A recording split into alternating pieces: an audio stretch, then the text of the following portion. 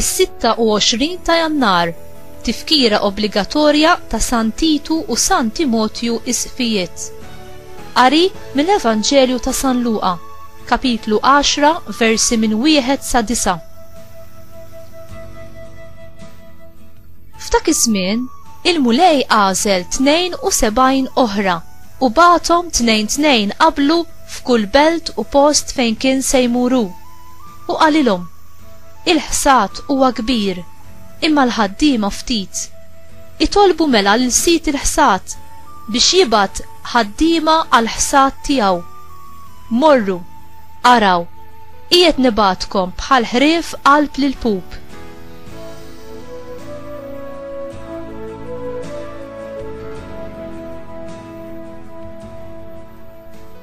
Teħdux magħkom la but, la ħorġa u lanqas qriq, u fit-triq issellmu lil ħadd. Fid-dar fejn tidħlu, l-ewwel qgħidu islim lil din id-dar, u jekk fiha ikun hemm min iħobb is-sliem, jistrieħ is-sliem tagħkom fuqu. Jekk le, it-tislima tagħkom terġa' lura għandkom. Ibqgħu għandik il-familja u kulu u jxorbu milli jkollhom huma, għax il-ħaddiem ħaqqu ħlasu. Toqgħodux idduru minn familja għal oħra.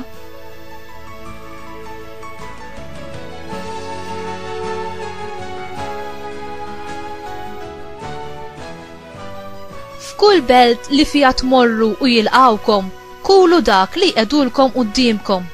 Fejqu l-morda li jkun hemm u lin-nies qgħidulhom is-saltna ta' Alla waslitilkom.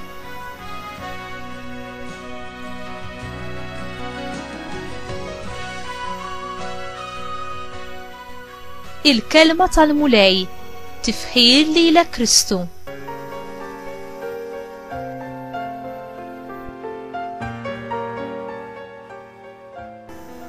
Dak li kienu rċevew minn Ġesu, iridu jadduh lill-oħrajn mingħajr ma jistennew xi ħlas għalih. Ridu juru bl-attitudni tagħhom li l-ewwel interess tagħhom huwa Alla u mhux il-qlieħ materjali.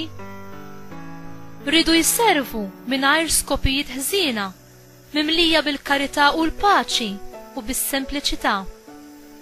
Ridu jitfgħu l-attenzjoni tagħhom fuq ix-xandir tas-saltna ta' Alla u mhux jiġu mfixkla b'affarijiet ta' inqas importanza.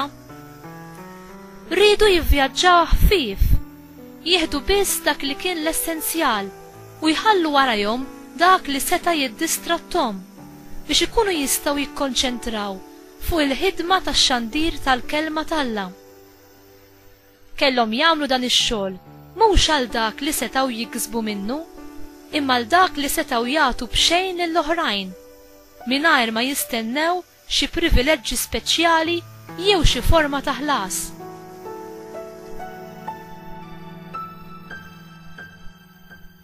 Il-faqar tal-ispirtu jeħlisna mill-kilba u l-preokkupazzjoni fuq dak li għandu jkollna u joħloq fina spazju għal providenza ta' Il-mulej jrid li d-dixxipli tiegħu ikunu dipendenti fuqu u mhux fuqhom infushom.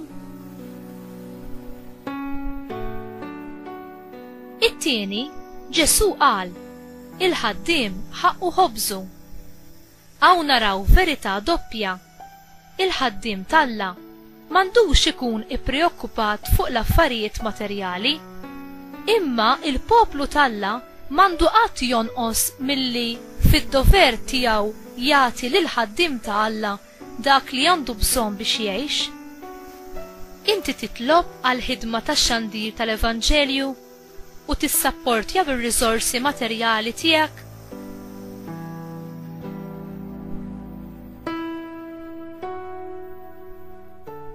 Ġesu jtemm l-istruzzjonijiet tiegħu bit-twissija.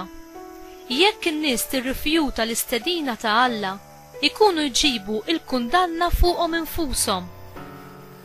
Meta Alla jagħtina l-kelma tiegħu, din hemm magħha responsabbiltajiet kbar li nwieġbu għaliha. L-indifferenza m'għandix posta hawn.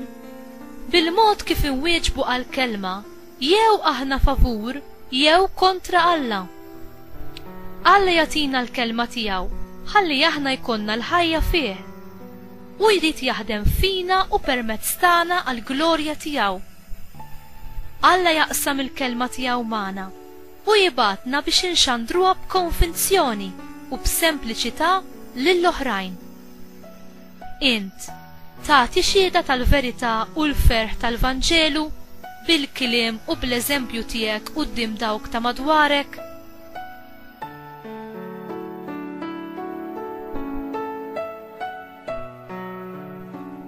Mulej, għamel li l-ferħ u l-verità tal-Vanġelu jittrasforma lil ħajti ħalli jien nagħti xhieda tiegħek ma' dawk ta' madwari. Għatini l-inxandar il-verità u d-dawl tiegħek kull fejn immur. Amen.